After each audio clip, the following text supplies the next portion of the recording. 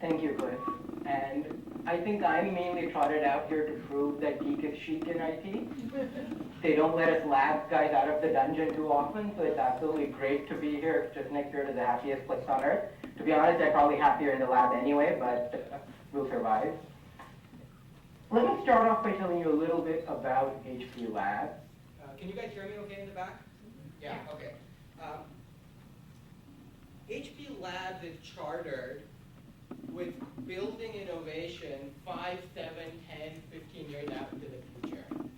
And one of the fun stories about how Labs got started is Bill Hewlett of the Hewlett-Packard Company heard of this technology coming out of Japan called a microprocessor back 30, 40 years ago.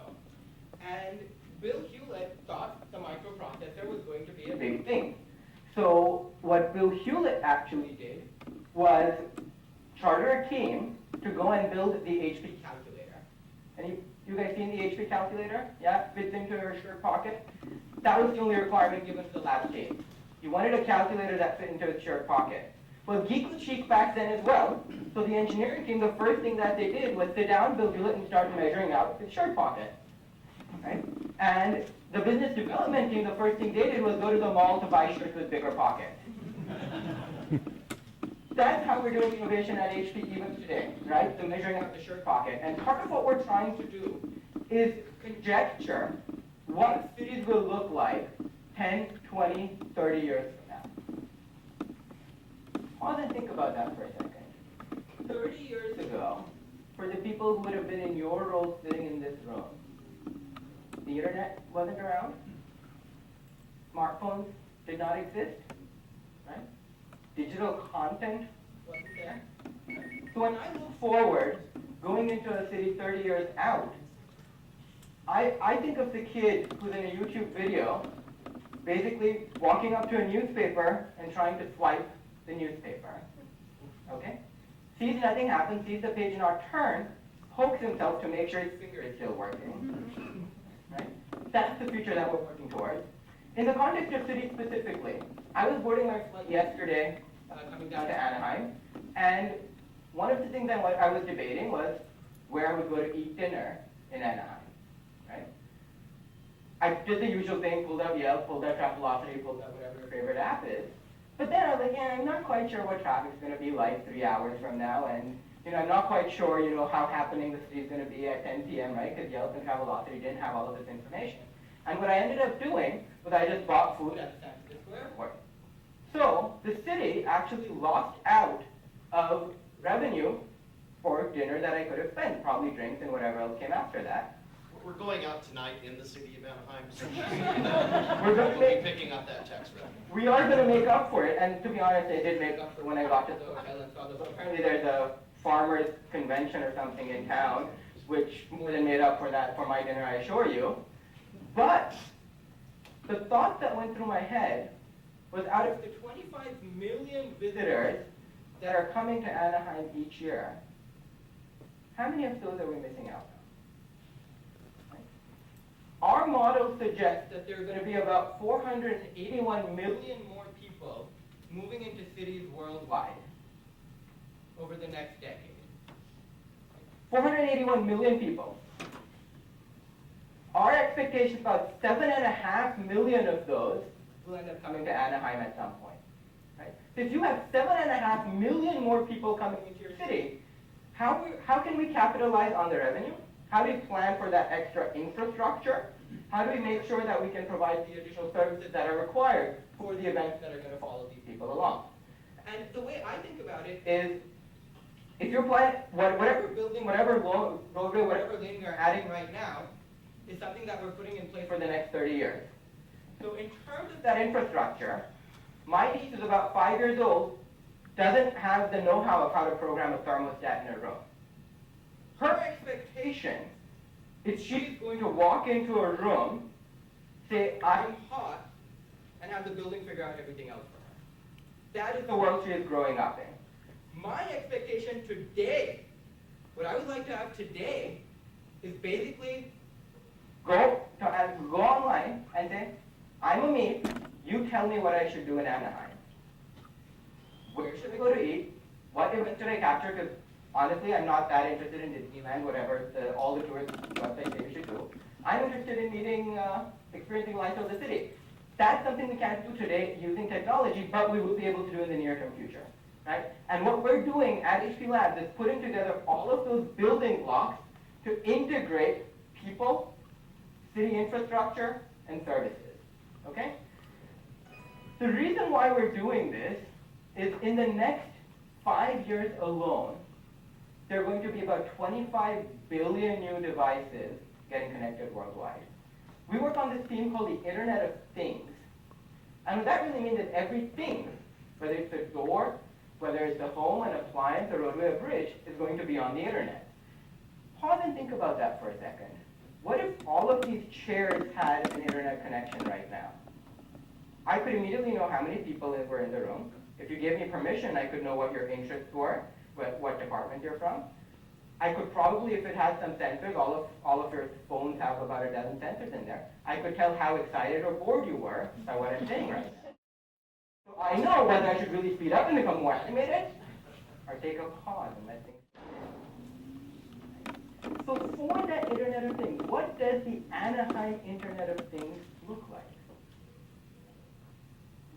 With whatever part of the city you're affiliated with, there is going to be a fundamental shift to this notion of cyber-physical systems and services. What have traditionally been physical infrastructure, physical cars, they're all going to become internet-enabled. Okay? And part of this is the recognition. A lot of people talk about smarter cities, and they talk about the notion of, oh, the infrastructure is going to be really smart. You know, chairs are going to be really smart. It's not about the chairs. Cities are not about the chairs or the building and the infrastructure. They're about the people who live in them, the people who visit the city, the people who live around the city. So the question for you is going to be, how can you use technology in your service, in your infrastructure planning, to better engage those people? A smarter city is partially about how you allow different parts of the city to communicate to each other more effectively, but more than that, it's about how you actually allow people to communicate to each other and to the infrastructure more effectively. And what I'm going to do is just give you a few very concrete examples of early steps that we're taking towards that direction. The first one, the first trend that gives proof to where we think the world is headed, is the recognition that data is becoming more and more powerful, and that people are becoming more and more willing to share data. Today, if I actually want to get information about the lights, I have to go through 4 different steps. And you're going to see some of the work in the background, the Anaheim resource kiosk that was built, that actually tries to consolidate some of this information, right? How do you make that information accessible to everybody so the janitor in the building manager, the person paying the city's utility bills, can all come together and figure out what that optimal information, how do you make that data more accessible to people? So what we are trying to do then is actually try and integrate across agencies.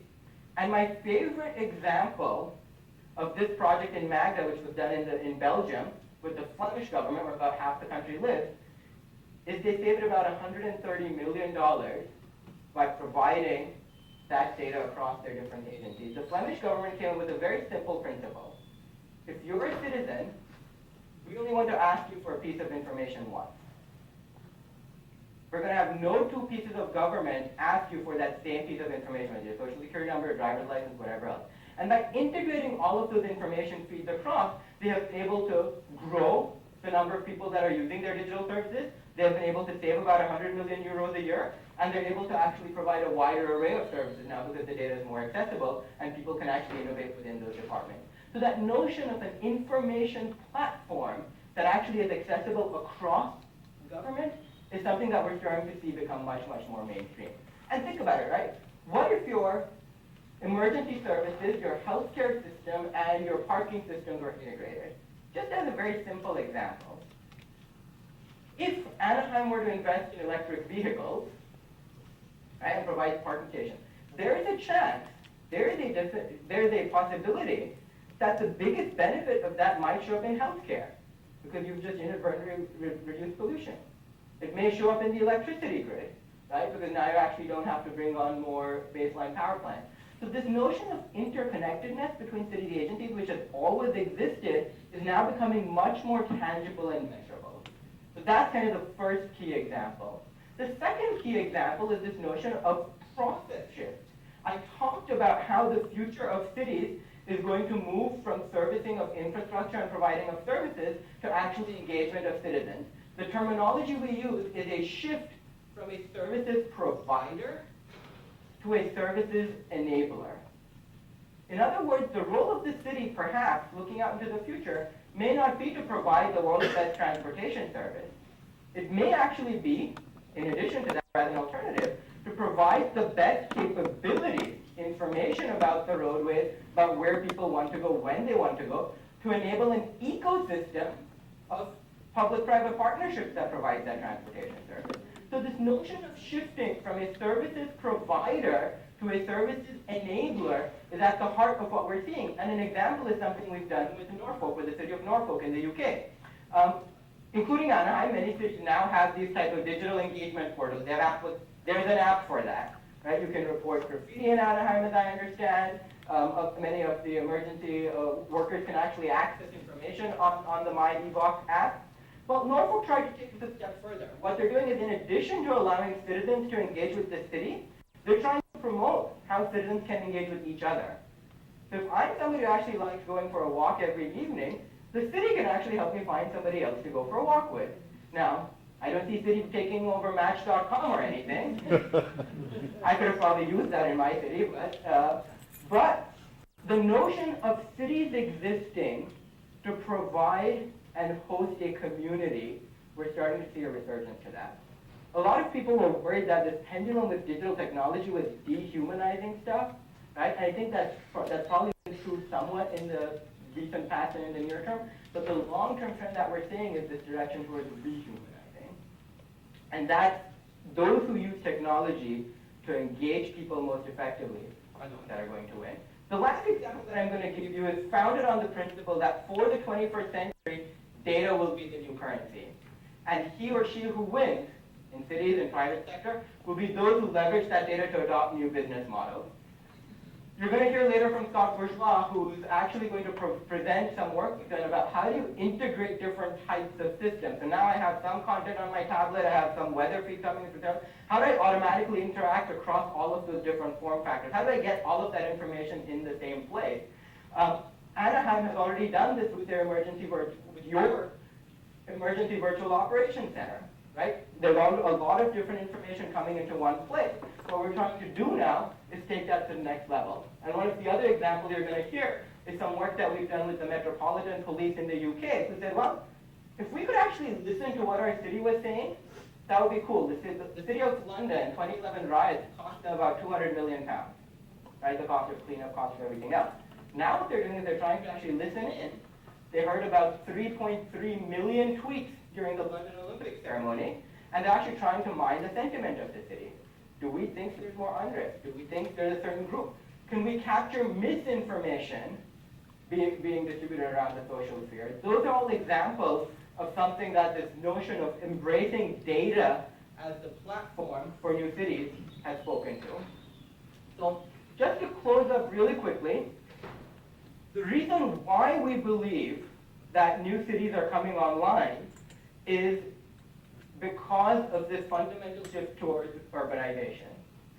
481 million more people going to live in the cities in the next 10 years. That alone is going to require 2 to 5 million more doctors in hospital beds, 4 million new classrooms and teachers worldwide, 150 million new utility meters just for water, right? The one common trend that all of this has is digitization allows faster scalability. Digitization allows faster scalability. And that's one of the reasons why on the bottom, what you're seeing is some of the areas that we think are going to become much, much more mainstream in terms of local government and public sector. I gave you 3 examples of how this trend is becoming real today. Open up information assets. Think through for your organization what data assets you have today that could potentially be opened up to make life easier for others. Think through, if you open that data platform up, what new processes can you enable for citizen engagement? And what other sources of data could you actually integrate in order to make an information ecosystem come true? The foundation for a lot of this is this notion of how can you re-engage the citizen. And the last step that I will close on is a very strong founded belief of somebody who looks through the crystal ball for technology or tries to, that the future is cyber-physical. The future is cyber-physical, and the difference between the leaders and the laggards is going to be how quickly they embrace this trend. So let me stop there. Happy to have more conversations during the break, but otherwise I'll turn it back to Cliff.